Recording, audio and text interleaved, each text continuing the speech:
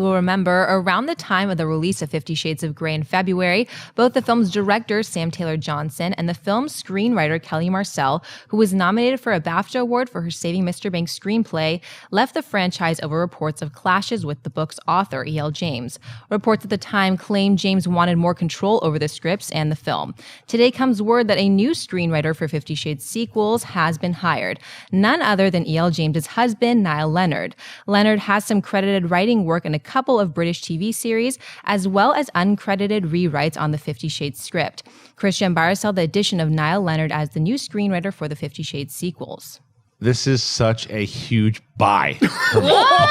And I'm gonna I gotta hear this. I gotta hear this. This is like if Tom Hardy was cast in episode 8, I don't know if I'd buy this more. You know why? Because no one else can be blamed for their nonsense now. It's gonna be in the family. They should get their Uncle Joe to direct it. They should get their Aunt Francine to do the costuming. They should make this a family affair. So when a good writer comes in and goes, I have this idea, and they go, no, we gotta put a whip around her face and make her do a silly dance. That's only up to them. It's their fault. Somebody make me an animated GIF of that. What just happened. It's true, man, because she hires the husband now because the poor writer and director that had to get involved last time. Yeah. And it's like, and now they have to go in and they go, what did you work on last? Nothing. You know, the last writer, because they have this stink now on there because it's a job. They take the job and they write as well as they can, but then they're told by this maniac who says, no, you have to do this. But the husband, good, let it be a stink bomb, and then it's their fault. It's a family affair. So I buy the fact that they're taking responsibility for the stink. You know, here's the funny thing about this is that when they announced the 50 Shades movie and their movie, because the books were such like cultural, like phenomenon. Yeah. There were big name directors and big name writers who were actually lining up because the concept of the book, you put the concept of what that book is into the hands of the right writer and the right director, you could make something, you know, encompassing and haunting and just enticing. You could do all of that and erotic and whatever.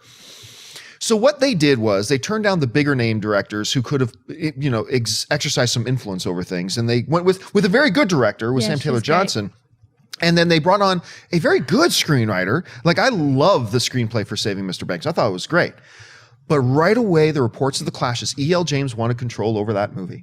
And now when you even hear that her husband did an uncredited rewrite, you're sitting there going, that explains a lot. Yeah. And look, I don't like to do rumor mongering. So all these, we never talked before about rumors about clashes between the director and the writer. I'm sorry. When she puts the studio against the wall and makes them hire her husband, who will do whatever she says to write script, that just verified every rumor we ever heard about this whole thing. This thing is a ball of flame crashing to earth, and I don't even know if it's going to hit the ocean. This is, I've never heard a story like this in Hollywood with a major picture. Anyway, your take on this? Yeah, it's a huge sell because I agree with you that the concept is great. I mean, the fact that the first movie made over $500 million worldwide speaks to the fact, and it was terrible, speaks to the fact that there is a huge section of an audience who wants this kind of material, who wants something good, but they will settle for whatever.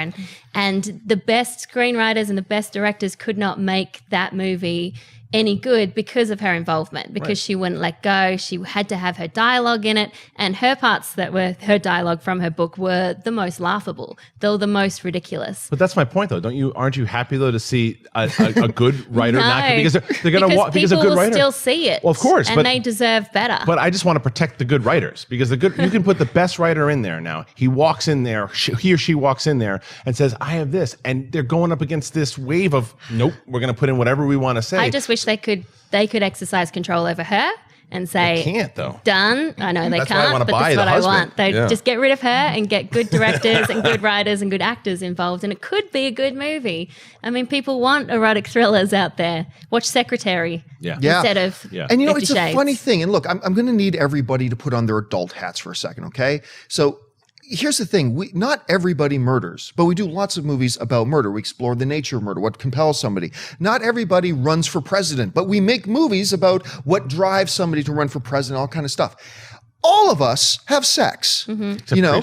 Well, I mean, some of us at this table probably have more than others, but all of us at this table, I mean, we all do. I mean, and that is part of all of our human nature and existence. And to have a movie coming out that gives us the possibility to explore some of the darker corners of that. Yes. a chance to explore their sexuality in a way and fantasies that aren't usually shown on screen, fantasies that we might want to explore, we might want to see represented on screen. I think that's why the books were such a hit. Absolutely. It spoke to something, even though they were terrible. And you could do something. I think that's why a lot of these big directors lined up. They wanted a crack at this because I think there was potential there. And having that book be such a cultural icon and hit, it gave the studio permission to make a movie about it, whereas most studios, understandably so, will shy away from material like that. Big cultural icon, now we can do it. And they drop the ball. Yes. But that's just my opinion. Maybe you loved the movie. And if you did, great. All movies subjective. That's wonderful if you did. But I don't think those of us at the table did. More sex, please. More sex, please.